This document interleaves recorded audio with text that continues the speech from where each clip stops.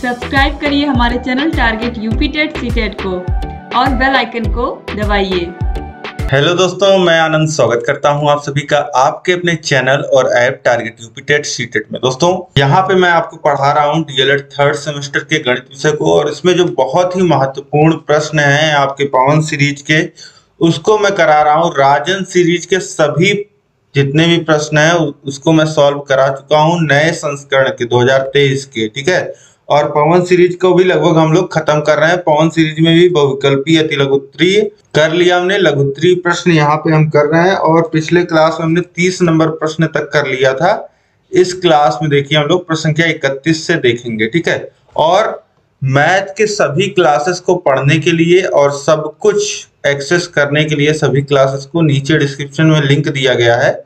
Math विषय के सामने वाला लिंक आप क्लिक करोगे तो वहां पे मैथ का प्लेलिस्ट खुल के आ जाएगा। पहले मैंने आपको चैप्टर वाइज पढ़ाया हुआ है, और साथ ही उसके बाद राजन सीरीज पूरा सॉल्व कराया हुआ है, उसके बाद पवन सीरीज पूरा सॉल्व कराया हुआ है, उसके बाद previous year question paper, master class, और साथ ही एग्जाम जब आपके आ जाएंगे तो मैं आपके लिए मॉडल पेपर भी लेकर के आऊंगा, जिससे आपकी प्रैक्टिस भी हो जाए। अभी आप पढ़ के तैयारी कर लीजिए और उसके बाद परीक्षा से पहले हम प्रैक्टिस भी करेंगे, ठीक है। तो सारी सुविधाएं यहाँ पे मैं आपको उपलब्ध करा रहा हूँ। तो चैनल को सब्सक्राइब कर लीजिए और चैनल से जुड़ जाइए। इस क्लास को अधिक से अधिक शेयर कर दीजिए अपने सभी दोस्तों में। कम से कम 5 खास मित्रों में आपको शेयर करना है इस क्लास को, ताकि सभी लोग जुड़ जाएं और अपनी तैयारी बेहतर ढंग से कर पाए, ठीक है। तो चलिए स्टार्ट करते हैं। देखिए जो 31 नंबर प्रश्न है वह दिया है log 2 का मान 0.3013 होता है, log 3 का मान इतना दिया है। तो 648 घात में है 5 में अंकों की संख्या ज्ञात कीजिए। अब सीधे सीधे आपको ये पूछ रहा है 648 के घाते 5 में कितने अंक होंगे। ये जो संख्या आएगी कैलकुलेट करने के बाद, इसमें कितने अंक होंगे यह पूछा जा रहा है आपसे, ठीक है। केवल यही पूछा जा रहा है, वह संख्या क्या होगी यह नहीं पूछा जा रहा। उस संख्या में अंक कितने होंगे यह पूछा जा रहा है, ठीक है। तो चलिए देखते हैं किस तरीके से लॉग की मदद से आप पता कर सकते हो कि उस संख्या में कितने अंक होंगे। तो अब क्या करेंगे, हम इसका लॉग ले लेंगे। जो संख्या दी गई है 648 के घाते 5, इसका लॉग ले लेंगे। तो घात में देखिए, लॉग में जब घात में रहती संख्या तो वह बाहर आ जाती है, तो ये हो जाएगा 5 log 648, ठीक। अब इसके बाद देखिए 648 को हम लोग क्या लिख सकते हैं, 5 log 648 का आप ले लोगे इस तरीके से, इसके गुणनखंड निकाल लोगे तो ये हो जाएगा 3 2 4 फिर 2, तो 1 6 2 फिर 2 से, तो ये हो जाएगा 8 और 1, फिर इसके बाद 3 से कटेगा तो ये हो जाएगा 2 और फिर 7, फिर 3 से तो 9, फिर 3 से, फिर ये हो जाएगा देखिए 3, फिर 3 से, तो 2 से 3 बार में कट रहा है, फिर 3 से 4 बार में कट रहा है, यह आप यहाँ पे देख पा रहे हैं। तो यहाँ पे इसको लिख सकते हैं 2 गुणे इसके जो भी गुणज हैं उनके रूप में। यहाँ पे इसको हम लिख लेंगे इस तरीके से, 648 को इतना लिख सकते हैं 2 के घाते 3 गुणे 3 के घाते 4, ये हो जाएगा। अब इसके बाद देखिए, इसके बाद ये 5 बाहर है, और उसके बाद लॉग में देखिए log a into log b हो रहा है, तो इसको हम लोग क्या लिखते हैं, इसको लिखते हैं हम लोग log a plus log b, ठीक है। यहाँ पे log में जब गुणा होता है तो इस तरीके से लिख लेते हैं। अब इसके बाद देखिए ये 3 बाहर आ जाएगा, 5 ब्रैकेट में जो 3 घात है वो हो जाएगा 3 इंटू log 2, फिर प्लस 4 इंटू log 3, ये भी आप लोग समझ पा रहे होंगे। अब यहाँ पे देखिए log 2 और log 3 की वैल्यू आपको पता है, तो यहाँ पे पुट कर देंगे log 2 और log 3 की वैल्यू, यहाँ पे देखिए सॉल्व किया गया है। फिर उसके बाद पुट करने के बाद गुणा कर लेंगे, गुणा करने के बाद यहाँ 5 भी है बाहर में, इसका भी गुणा हो जाएगा, तो वैल्यू जो आ जाएगी, वैल्यू आ जाएगी 14.05785, ठीक है। अब यहाँ पे देखिए इसका जो पूर्णांक है वह कितना है, 14, क्योंकि 14.05 ये वैल्यू है। तो अब कहीं पे अगर इस तरीके से लिखा होता है log n, ठीक, log n अगर लिखा है तो उसमें, और log n की वैल्यू अगर लिखी है, जैसे x डॉट abc लिखा है, अगर इस log n की वैल्यू इतनी है, ठीक है, तो ये जो x दशमलव abc है तो इसका मान हो जाता है x धन 1। इसमें संख्याओं का, कितनी संख्याएं आ रही, कितनी डिजिट्स आ रहे हैं, उसका मान हो जाता है x धन 1। तो यहाँ पे जब log 648 घाते 5 का मान 14.05 है तो यहाँ पे संख्याओं का जो मान हो जाएगा वह, ये जो पूर्णांक है उसमें 1 जोड़ दीजिए तो आपको संख्याओं की, जो संख्या में डिजिट्स हैं उनका जो नंबर है वह मिल जाएगा। तो मतलब कि वह 15 अंकों की संख्या होगी, ठीक है। तो यहाँ से आप बहुत ही आसानी से निकाल सकते हैं। अब इसके बाद नेक्स्ट क्वेश्चन हम लोग देखेंगे। देखिए प्रश्न क्या 32 है, सिद्ध कीजिए 5 log 3 माइनस log 9 बराबर log 27 होगा। तो एक तरफ का बराबर के एक तरफ की वैल्यू हम लोग लेके चलते हैं और दूसरी तरफ के बराबर हम लोग दिखा देंगे। तो लेफ्ट हैंड साइड बराबर log 3 माइनस log 9, फिर इसको कितना लिख सकते हैं 5 log 3 माइनस 9 को लिख सकते हैं 3 के घाते 2, तो ये हो जाएगा 5 log 3 माइनस 2 log 3, ठीक। तो 5 log 3 में से log 3 दोनों ही है, यहाँ 5 log 3 है, मतलब log 3 5 बार आ रहा है और यहाँ पे 2 बार log 3 आ रहा है। तो 5 बार log 3 में से 2 बार log 3 अगर घट जाएगा तो बचेगा क्या, बचेगा 3 log 3, ठीक है, ये घात नहीं रहेगा। अब 3 log 3 को लिख सकते हैं log 3 के घाते 3, ये हो जाएगा log 27, क्योंकि 3 का 3 बार गुणा होगा, 3 त्रिक का 9, 9 त्रिक 27, तो log 3 के घाते 3 बराबर हो जाएगा log 27 के, ठीक है। जैसे हम लोग log m के पावर n को लिखते हैं n log m, वैसे ही n log m को log m to the power n लिख सकते हैं, वही यहाँ पे किया गया है। और यह जो log 27 है यही हमको दिखाना था बराबर में, तो ये दिखा दिया गया है, ठीक। अब इसके बाद अगला प्रश्न देखिए, प्रश्न क्या 33 है, निम्न को परिभाषित करें, शेयर को, भागीदार को, लाभांश को, शेयर का वास्तविक मूल्य और बाजारी मूल्य, ये सब यहाँ पे परिभाषित करना है। तो देखिए शेयर, सबसे पहले शेयर क्या होता है, तो वर्तमान युग में उद्योग प्रधान युग है। वर्तमान युग जो है आपको पता है कि बाजारू युग है और उद्योग का युग है। अतः किसी भी उद्योग को सफल संचालन हेतु कुछ ऐसे साझेदारों की आवश्यकता होती है जो रुचि पूर्वक उस उद्योग को चलाएं और समय समय पर बैठकर उद्योग की उन्नति के बारे में सोचें। अतः उसके लिए वह साझेदार मिलकर एक कंपनी स्थापित करते हैं। उसके सफल संचालन के लिए डायरेक्टर्स चुन लिए जाते हैं। किसी भी उद्योग धंधे को अच्छी तरह से चलाने के लिए पूंजी की आवश्यकता होती है, तथा इस पूंजी की आवश्यकता को ध्यान में रखते हुए आवश्यक पूंजी को छोटे छोटे भागों में बांट देते हैं। इन छोटे छोटे भागों को शेयर कहते हैं। अतः शेयर प्रायः 1, 5, 10, 100 रुपए के होते हैं, ठीक है।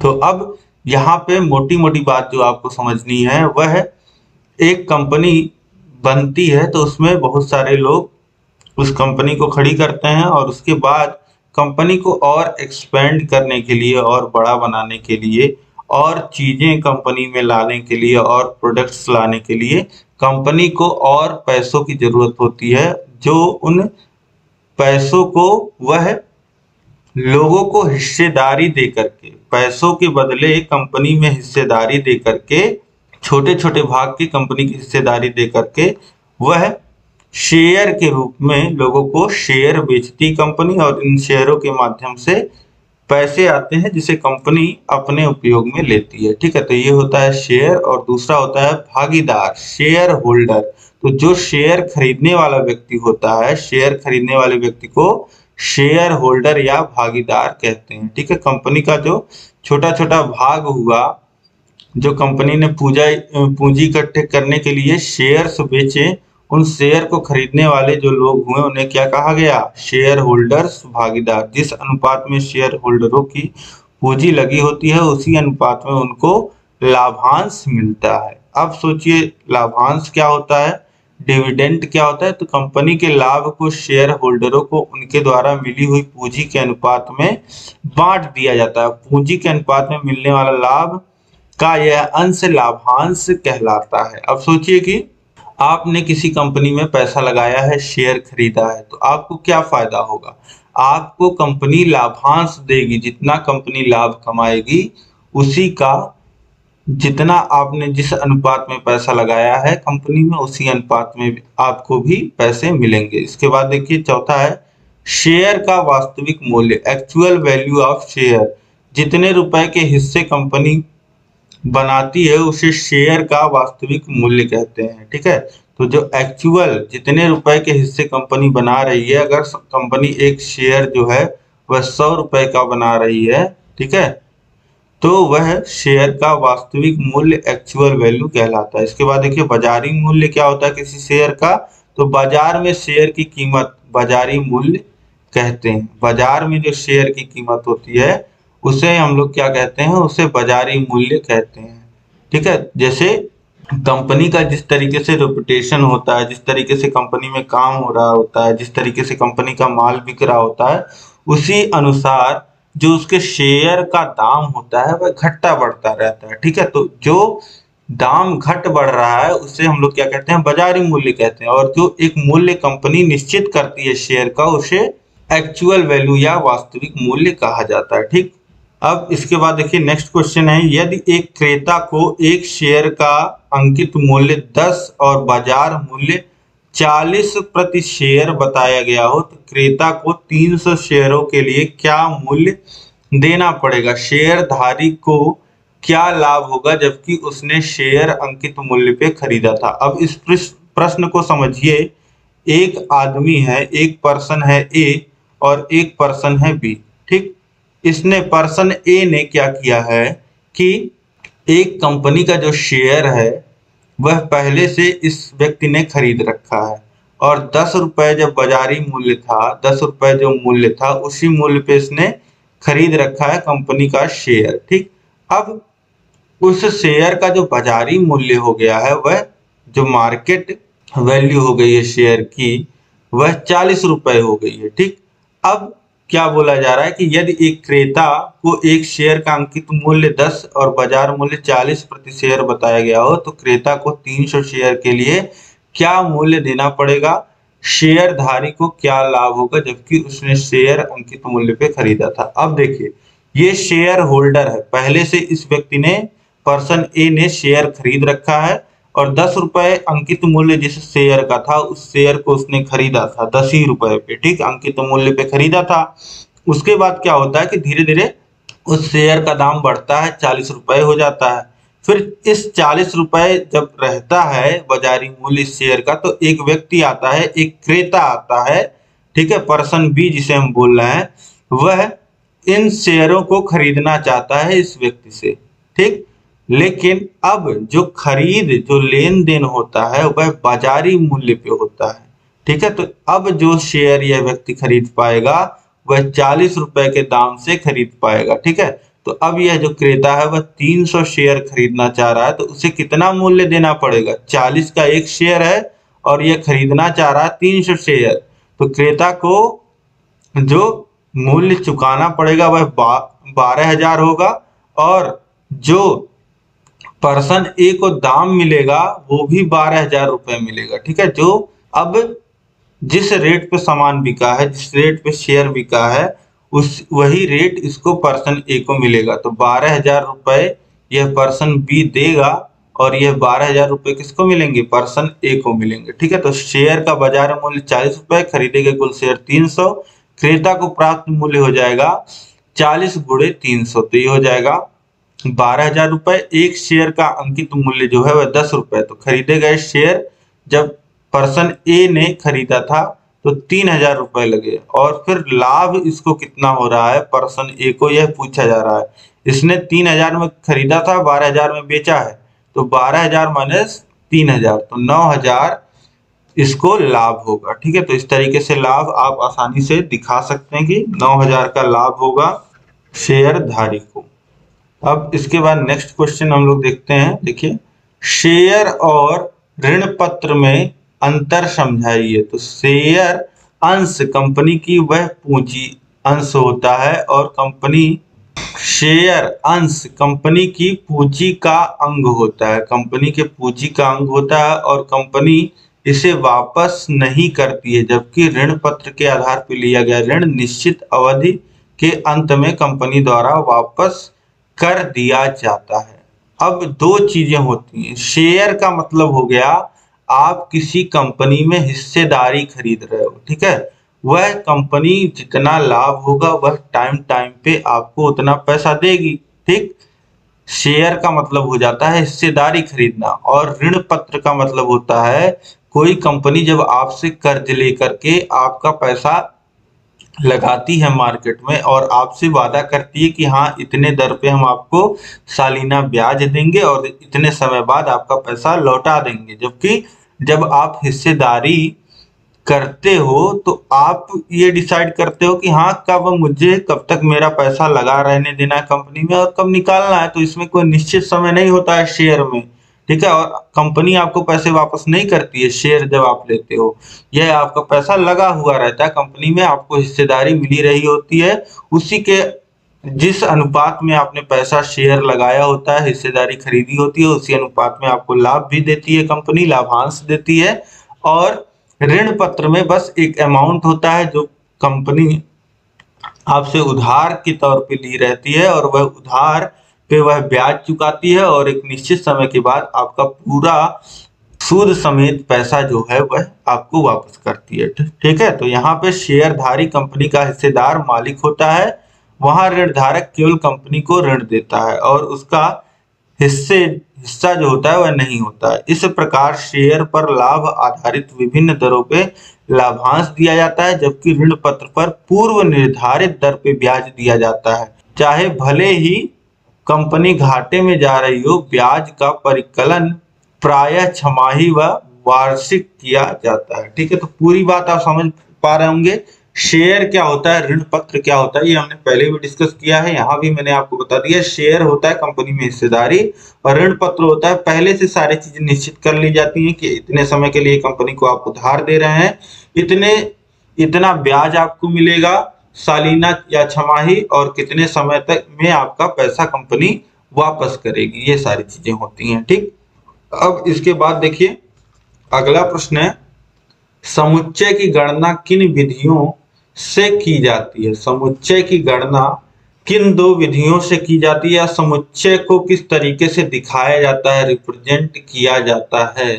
ठीक है, तो समुच्चय को दो विधियों द्वारा निरूपित किया जाता है। देखिए यहाँ पे आ गया बात निरूपित करने का, और समुच्चय की गणना किन विधियों से की जाती है, यहाँ पे प्रश्न ये पूछ रहा है, तो वही पूछना चाह रहा है कि किस तरीके से समुच्चय को दिखाया जाता है, क्या क्या मेथड है। तो समुच्चय जो होता है वह सारणियन अथवा रोस्टर विधि, यहाँ पे दो मेन विधियां जो हैं वह यहाँ पे आप देख लीजिए।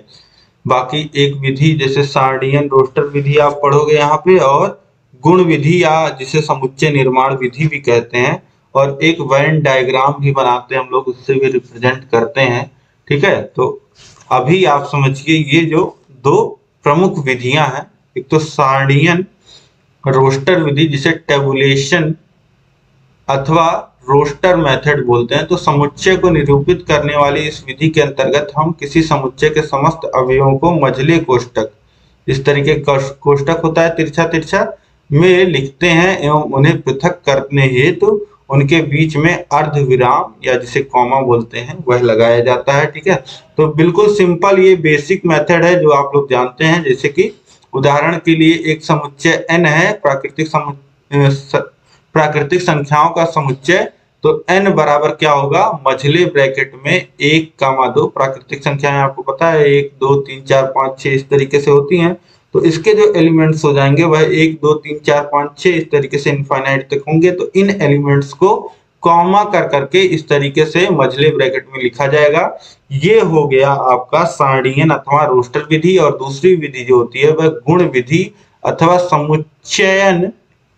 समुच्चय निर्माण विधि जिसे बोला जाता है, गुण विधि या समुच्चय निर्माण विधि। अब गुण का मतलब क्या होता है, किसी का कैरेक्टर जो है, और समुच्चय निर्माण विधि मतलब कि जो उसकी प्रॉपर्टी है और जो सेट बिल्डर फॉर्म है, किस तरीके से वह सेट बन रहा है, यह चीज इसमें दिखाई जाती है। देखिए, यह किसी समुच्चय को निरूपित करने की लघु विधि है। इस विधि द्वारा समुच्चय को उसके अवयवों के विशेष गुण द्वारा निर्दिष्ट करते हैं। इस विधि में समुच्चय के अवयवों को x, y इत्यादि से लिखते हैं तथा इनके गुणों को चिन्ह सच दैट या एक्सक्लेमेशन मार्क ऐसा है कि से पृथक करते हैं। उदाहरण के लिए अंग्रेजी वर्णमाला के सभी स्वरों का समुच्चय, आपको पता है अंग्रेजी वर्णमाला में जो वोवेल होते हैं वह 5 होते हैं, ए ई आई ओ यू।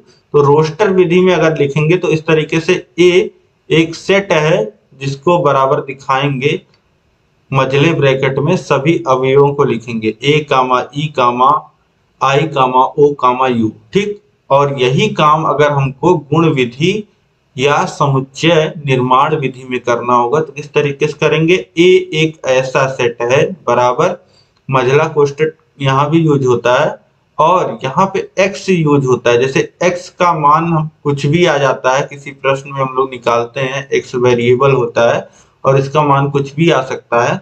उसी तरीके से यहाँ पे x लिया जाता है। x ऐसा है कि मतलब कि इस समुच्चय का एक अवयव अगर x है तो वह इस तरीके से है कि x सच दैट, x ऐसा है कि x अंग्रेजी वर्णमाला के समस्त स्वर है, अंग्रेजी वर्णमाला का स्वर है। तो यहाँ पे आपको पता है अंग्रेजी वर्णमाला के स्वर कौन कौन से हैं, तो यहाँ पे इस तरीके से ये दिखाता है अंग्रेजी वर्णमाला के स्वरों के समुच्चय को, ठीक है। तो ये दोनों मेथड यहाँ पे आप देख पा रहे हैं, ऊपर नीचे लिखे गए हैं, यही दो मेथड मुख्यतः होते हैं दिखाने के, ठीक। अब इसके बाद नेक्स्ट क्वेश्चन हम लोग देखते हैं, अंडर रूट 12.35 का मान लघुगुणक के प्रयोग से ज्ञात कीजिए। तो अब मान लेते हैं कि इसका मान x आएगा, ठीक। तो x बराबर हो जाएगा, यहाँ पे देखिए अंडर रूट इस तरीके से माना, इसका जो मान है वह x है, x बराबर अंडर रूट 12.35। तो यहाँ से क्या लिख सकते हैं, x बराबर करणी को अगर घात के रूप में लिखना चाहें तो करणी जो होती है वह रूट है, स्क्वायर रूट है तो उसका मान होता है 1/2 और अगर क्यूब रूट है तो उसका मान होता है घात में 1/3। अब यहाँ पे दोनों साइड लॉग ले लीजिए तो ये हो जाएगा लॉग x बराबर लॉग 12.35 के घात में 1/2 और घात में m के पावर n होता है तो n log m लिख देते हैं, तो यहाँ पे 1/2 आगे आ जाएगा, ठीक। अब इसके बाद देखिए यहाँ पे है आधा, ठीक, हाफ, और उसके बाद log 12.35। तो अब इसको इस तरीके से 12.35 जो है इसको ऐसे लिख लीजिए और 2 इस तरीके से पेयर बनेगा, उसके बाद 1-1, फिर 12 के आगे लॉग में हम लोग देखेंगे, 12 के आगे लॉग में देखेंगे और 3 के नीचे देखेंगे, ठीक। तो जो वैल्यू हमको मिलेगी 12 के आगे हम लोग देखेंगे और 3 के नीचे देखेंगे तो जो वैल्यू मिल जाएगी, यह सारणी आपको देखना पड़ेगा, ठीक है। और इस तरीके का प्रश्न अगर आपकी परीक्षा में पूछता है तो सारणी आपको दिया रहेगा जिससे आप देख पाओगे, ठीक है। लॉग टेबल कोई याद नहीं कर सकता है, लॉग अगर इस तरीके से, या तो जैसे किसी प्रश्न में log 2 और log 3 का यूज हो रहा है तो आपको वैल्यू दे देगा log 3 log 2 का, और या फिर जिस log का यूज हो रहा है, इस्तेमाल हो रहा है जिस वैल्यू का, उसका मान दे देगा आपको, ठीक है, ताकि आप सॉल्व कर पाओ। या फिर आपको एग्जाम में लॉग टेबल इनको अलग से देना पड़ेगा, ठीक है। आपने कई सारे एग्जाम्स दिए होंगे स्कूल में, बोर्ड में, जहां पे आपको ग्राफ पेपर दिया जाता है, लॉग टेबल दिया जाता है, तो उस तरीके से ये व्यवस्था करेंगे। लेकिन यहाँ तक इतना डीप आपके परीक्षा में नहीं पूछा जाता है, लेकिन फिर भी आप प्रैक्टिस किए रहिए, क्या पता पूछ ही ले तो आप सॉल्व कर सकें, ठीक है। तो इसलिए मैं आपको यहाँ पे करा रहा हूँ। अब देखिए, तो 12 के आगे आपको देखना रहेगा और 3 के नीचे इस तरीके से साइड में पूरा लिखा रहता है 10, 11, 12, तो 12 पे आप देखिएगा और यहाँ पे ऊपर 3 इस तरीके से 0, 1, 2, 3 इस तरीके से लिखा रहता है। तो 3 वाले कॉलम में आप देखिएगा 12 के आगे और 3 के नीचे यहाँ पे आपको लिखा मिलेगा 0899। ठीक, यहाँ पे मैं आपको दिखा देता हूँ, टेबल तो है ही मेरे पास, तो इसको मैं दिखा देता हूँ। देखिए ये तो एंटी लॉग का टेबल है, ऊपर हम लोग चलेंगे लॉग के टेबल में। तो ये देखिए 12 के आगे आप देखेंगे ये यहाँ पे रहा 12। अब इस 12 के आगे आप देखेंगे 3 के नीचे, 3 के नीचे, तो ये कितना आएगा 0.899। और फिर इसके बाद देखिए यहाँ पे क्या है 12 है, 3 है, अब 0.899 आप लिख लोगे। इसके बाद क्या होगा, इसके बाद आप देखिए तो 5 बचा हुआ है, तो ये 5 जो है वह मीन डिफरेंस में आएगा, कैलकुलेट होगा।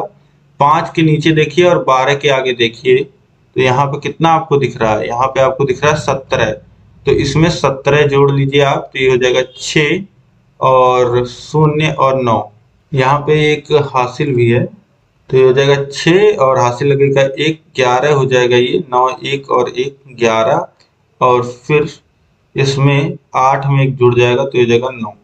फिर इसके बाद यहाँ पे देखिए ये हो जाएगा 0, तो ये हो जाएगा 0, 9, 1, 6। अब इसको देखिए किस तरीके से लिखेंगे वैल्यू को, तो ये संख्या अब हमको मिल गई है। अब इसको यहाँ पे लिखिए आप 0, 9, 1, 6 आपने लिख लिया। अब यहाँ पे देखिए 2 स्थान पे दशमलव, 12.35 था, 2 स्थान पे दशमलव लगा था, तो 2 में से आप 1 घटा लीजिए तो क्या मिलेगा 1, तो यहाँ पे 1 लिख के दशमलव लगा दीजिए। ठीक है, ये इसका मान हो जाएगा log 12.35 का। फिर 2 से इसको काट देंगे तो यहाँ पे हमको मिल जाएगा log x बराबर दशमलव, क्योंकि 1 में जाएगा नहीं तो दशमलव लगाएंगे तो हो जाएगा 10, फिर 5, 4, 5, 8 इतनी बार जाएगा, 2 से काटेंगे ये हो जाएगा दशमलव 5, 4, 5, 8। फिर इसके बाद यहाँ पे इसको आगे सॉल्व करेंगे हम लोग, दोनों साइड दोनों तरफ एंटी लॉग लेने पे, एंटी लॉग लेने पर ये आप लिखोगे, तो इधर log x में एंटी लॉग लोगे तो ये x मिल जाएगा आपको, और यहाँ एंटी लॉग लोगे ये लिखाएगा एंटी लॉग ऑफ 0.458। ठीक, तो अब आपको एंटी लॉग वाले टेबल में देखना होगा। ठीक है, ये लॉग वाला टेबल है। अब एंटी लॉग वाले टेबल में आप देखिए तो सबके आगे देखिए यहाँ पॉइंट्स लगे होते हैं, मतलब दशमलव लगा होता है।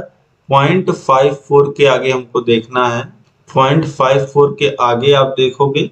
ठीक है, यहाँ भी आप इस तरीके से, अब आप ये जो एंटी लॉग लेना है आपको 5458 का, उसको इस तरीके से देखिए, ये 2 एक पेयर हो जाएगा, ये और एक हो जाएगा, एक ये हो जाएगा। ठीक, तो 54 के आगे 5 के नीचे दशमलव 54 के आगे और 5 के नीचे, तो ये हो जाएगा 35.08।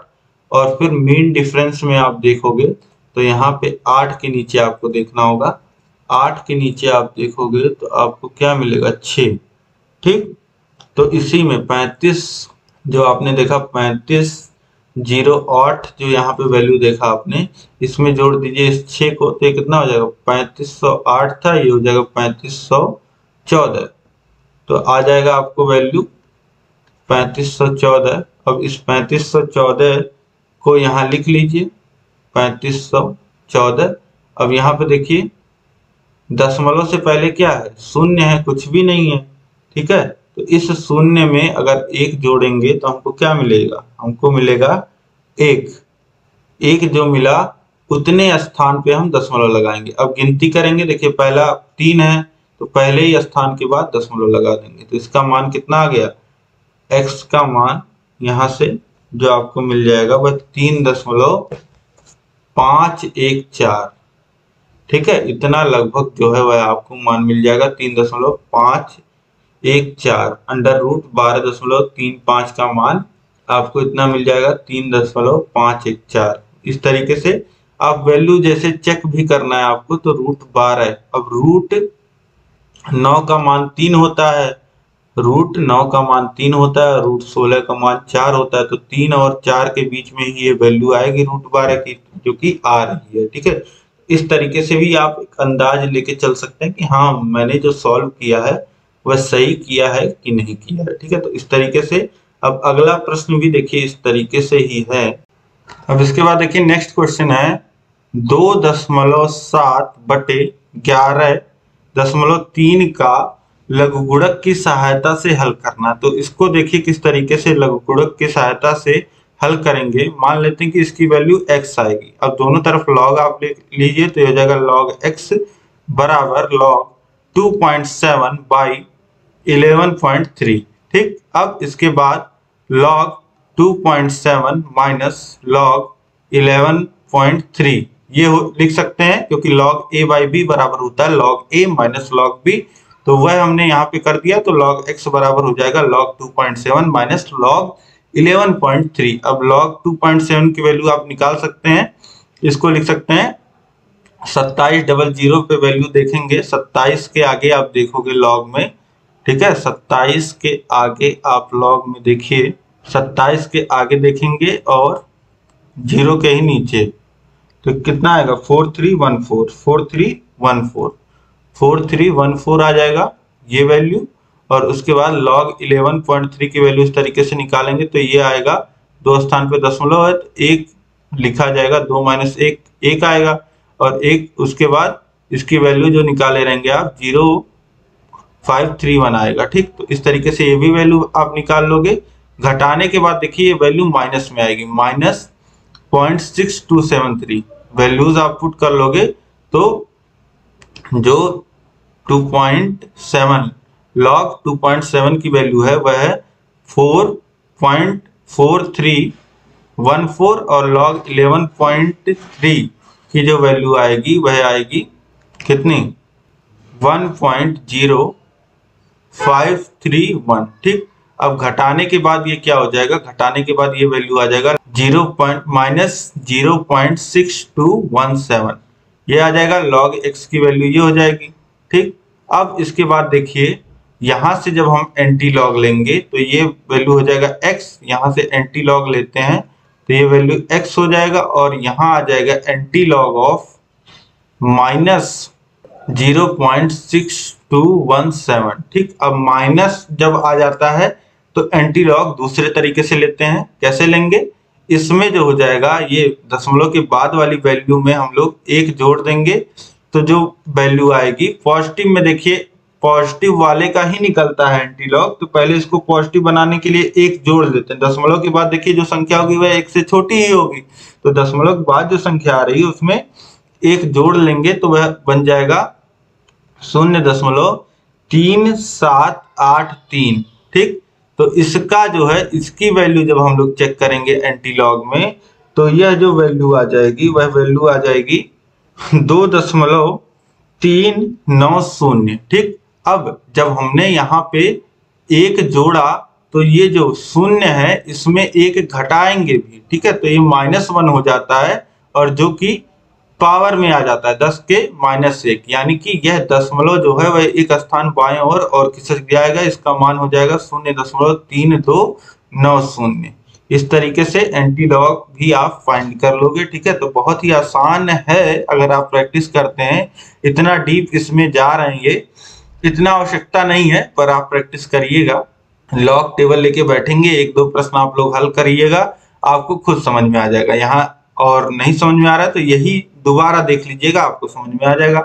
ठीक है, अब इसके बाद देखिए नेक्स्ट क्वेश्चन है यहीं पे 2 गुणे 3 गुणे 5/7 का लघुगुणक द्वारा मान ज्ञात कीजिए। कुछ नहीं, लॉग लेना है। लॉग लेने के बाद 2 गुणे 3 गुणे 5 है तो इसको देखिए log a minus log b कर देंगे। ठीक, तो log 2 गुणे 3 गुणे 5 माइनस log 7 हो जाएगा, और log 2 गुणे 3 गुणे 5 को क्या लिख सकते हैं log 2 धन log 3 धन log 5। ठीक, तो अब वैल्यूज पुट कर दीजिए सभी log की और कैलकुलेट कर लीजिए, तो ये वैल्यू कितनी आ जाएगी, ये वैल्यू यहाँ पे देखिए आ जाएगी 0.632, और फिर इसी का अब एंटी लॉग ले लेंगे तो ये कितना मान आ जाएगा, ये मान आ जाएगा 4.285।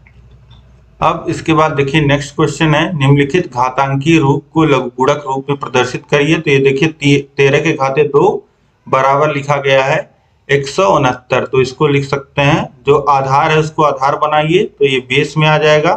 फिर यहाँ बराबर के इधर जो लिखा है वह यहाँ आएगा और बराबर हो जाएगा 2 के। ठीक, तो ये हो जाएगा इसका लॉगरिथमिक रूप या लघुगुणक रूप जिसे कहते हैं। और इसे कैसे लिखेंगे, तो इसे लिख देंगे लॉग, जो आधार है 10 को आधार रखेंगे, फिर जो बराबर में यहाँ आ रहा है उसको यहाँ लिखेंगे 1/log³ बराबर हो जाएगा -3 के। या फिर इसी को लिख सकते हैं log 1/1000 बेस में 10 बराबर 3। ठीक है, तो इस तरीके से भी लिखा जा सकता है। तो ये हो जाएगा इसका लॉगरिथमिक वैल्यू। यहाँ पे देखिए थोड़ा सा मिसप्रिंट है, इसको छोड़ दीजिएगा और इसको भी छोड़ दीजिएगा, यही सही तरीके है, इस तरीके से लिख लीजिएगा।